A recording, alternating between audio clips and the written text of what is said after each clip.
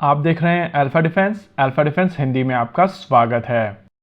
इस वीडियो के दौरान हम लोग बात करेंगे आज सुबह जो हम लोगों ने वीडियो पोस्ट किया था उसको लेकर। आज सुबह के वीडियो में हम लोगों ने आपको सुनाया था कि पुराने air chief marshal R K S. Bhadauria sir जब एबीपी न्यूज के साथ में बात कर रहे थे तो उन्होंने कहा था कि भारत 5 नहीं 10 स्क्वाड्रन S-400 ट्रायम्फ अपने बेड़े में शामिल करेगा, जहां पर 5 स्क्वाड्रन S-400 ट्रायम्फ रशिया से आएंगी और रिमेनिंग 5 स्क्वाड्रन भारत में बनाई जाएंगी। आइए पहले इस स्टेटमेंट को एक बार सुन लेते हैं और उसके बाद हम लोग बात करेंगे कि एग्जैक्टली हुआ क्या है। आएंगे उसके आगे के 5 सिस्टम्स मेक इन इंडिया होंगे, वो इंडिजिनस कैपेबिलिटी डेवलपमेंट है जो पैरेलल में चल रही है। आएंगे उसके आगे के 5 सिस्टम्स मेक इन इंडिया होंगे, वो इंडिजिनस कैपेबिलिटी डेवलपमेंट है जो पैरेलल में चल रही है।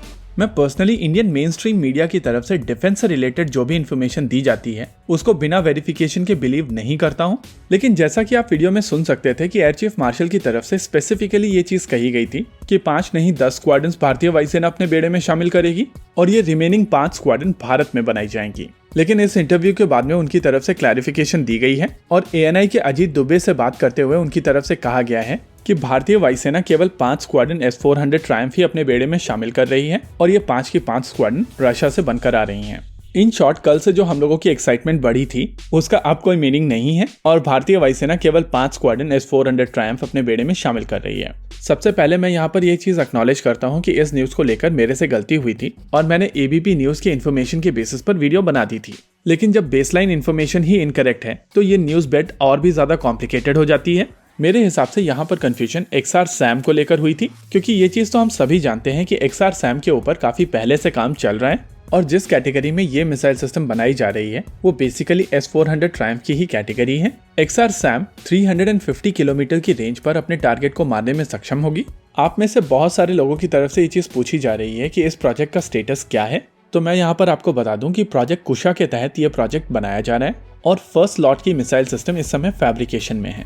एक बार ये अंडर फैब्रिकेशन मिसाइल सिस्टम पूरी तरीके से बनकर तैयार हो जाती हैं, तो उसके बाद इनकी टेस्टिंग शुरू की जाएगी। XR SAM बेसिकली एक कॉम्प्रिहेंसिव सिस्टम होगा जो complete air defence solution provide करेगा। इसमें 2 अलग अलग तरीके के इंटरसेप्टर्स का प्रयोग किया जाएगा और इसी वजह से इस मिसाइल सिस्टम को extended range air defence system कहा जा रहा है। इस extended range air defence system के 2 इंटरसेप्टर्स 250 किलोमीटर की दूरी पर फाइटर जेट की तरीके के टारगेट्स को मार सकते हैं, यानी कि फास्ट मूविंग टारगेट्स के लिए इसकी रेंज 250 किलोमीटर तक की होगी, लेकिन बॉम्बर जैसे स्लो मूविंग टारगेट्स के लिए ये 350 किलोमीटर की दूरी पर मार करने की क्षमता रखेगी।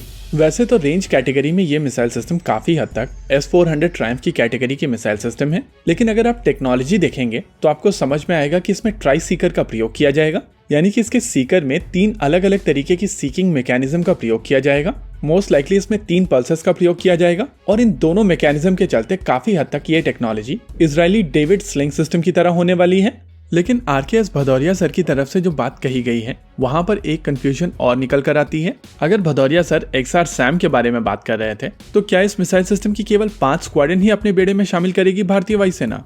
ये एक ऐसा क्वेश्चन है जिसका आंसर इस समय हम लोगों को नहीं मिलेगा और हम लोगों को वेट करना पड़ेगा, क्योंकि जब तक XR SAM बनकर तैयार नहीं होती और इसके ऑर्डर नहीं दिए जाते तब तक ये कंफ्यूजन बनी रहेगी। फिलहाल के लिए केवल इतनी न्यूज है कि इस मिसाइल सिस्टम को लेकर 50 यूनिट अभी बनाई जा रही हैं और ये फैब्रिकेशन प्रोसेस ऑलरेडी शुरू हो चुका है। इसी के साथ आज के इस वीडियो में रखते हैं केवल इतना ही। वीडियो को अंत तक देखने के लिए धन्यवाद। देखते रहिए अल्फा डिफेंस। जय हिंद।